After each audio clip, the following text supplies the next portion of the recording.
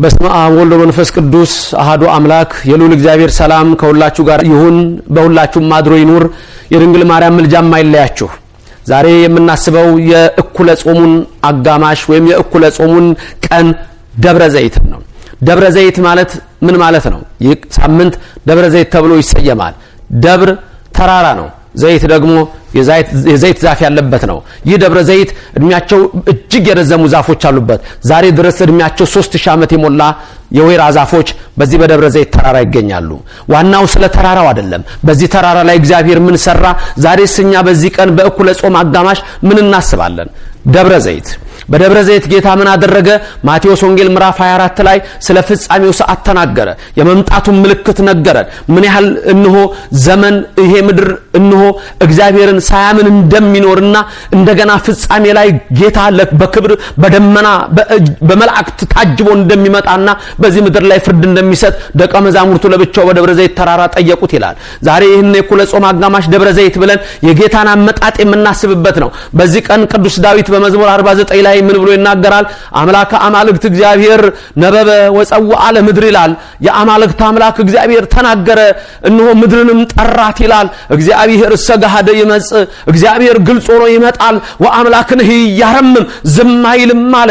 ያኔ እንደመጣ እንደተተፋበት፣ ያኔ መጥቶ እንደተቀለደበት፣ ያኔ መጥቶ እንደተሰቀለ፣ ያኔ መጥቶ ልብሱ እንደገፈፉት፣ ያኔ መጥቶ ተጠማው ቢል ሐሞትና ከርቤ እንደሰጡት፣ ያኔ የሾህ አክሊል እንደደፉበት፣ ያኔ እጆቹን እንደቸነከሩ፣ ያኔ እግሮቹን እንደቸነከሩ፣ ያኔ ጎኑን እንደወጉት፣ አሁን ግን ዝም እንዳለ ያኔ አሁን ግን ዝም አይልም። ዮሐንስ አፈወርቅ እንዲህ አለ። ምን አይነት ትዕግስት ነው! ቀንድ እያለ የማይዋጋ በግ ምን አይነት ትዕግስት ነው! በሸላቾቹ ፊት ዝም የሚል አለ። ነብዩ ኢሳይያስም ተነበየ እንዲህም ብሎ ተናገረ በትንቢቱ ምዕራፍ 53 ላይ ከትውልዱ ማን ያስተዋለው?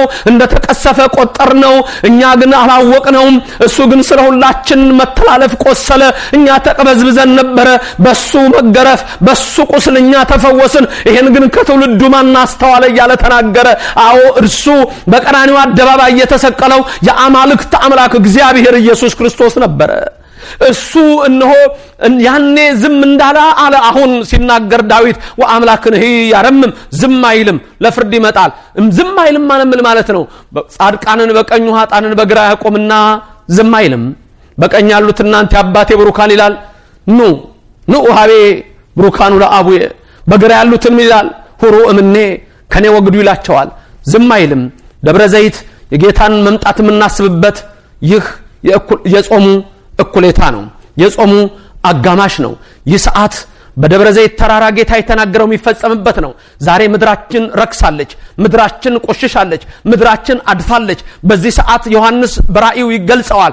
ያኔ በዳንኤል የመጽሐፉን ቃል ትንቢቱን ዝጋው አትመው ያለውን ለዮሐንስ ደግሞ ለባለ ራእዩ ምን ይለዋል? የዘመኑ ፍጻሜ ደርሷልና መጽሐፉን ግለጠው፣ የሚቀደስ ይቀደስ፣ የሚቆሽሽ ይቆሽሽ፣ የሚነጻ ይንጻ፣ የሚያድፍም ይደፍ ይለዋል።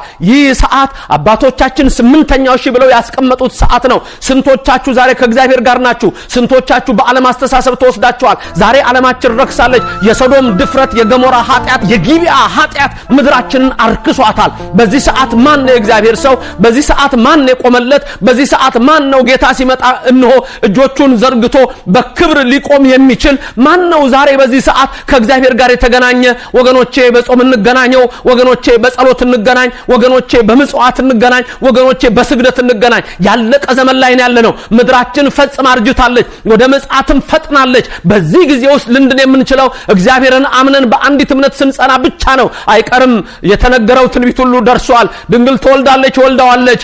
እነሆ በቤተልሔም ይወለዳል፣ ተወልዷል። በ30 ዘመኑ ይጠመቃል፣ ተጠምቋል። በቀራንዮ ይሰቀላል ብለው ትንቢት ተናገሩ፣ ተሰቀለ። በ3ኛው ቀን ከሞት ይነሳል ብለው ተነበዩ፣ ተነሳ። እነሆ ያርጋል አሉ፣ በ40ኛው ቀን አረገ። መንፈስ ቅዱስም በ50ኛው ቀን ላከ። አንድ ትንቢት ይቀራል። ይመጣል። አዎ ይመጣል። ምድር ትቀልጣለች። አዎ ይመጣል። የደብረ ዘይት ተራራ ይሰነጠቃል። ነብዩ ዘካርያስ ስለ ደብረ ዘይት ተራራ ሲናገር በትንቢት ምዕራፍ 14 ላይ ምን ብሎ ተናገረ?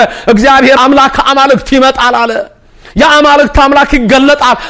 በደብረ ዘይት ተራራ ይቆማል። የደብረ ዘይት ተራራ እኩል ይከፈላል። አንዱ ወደ ምስራቅ፣ አንዱ ወደ ምዕራብ። በዛ ሰዓት ጨለማም አይባልም፣ ብርሃንም አይባልም።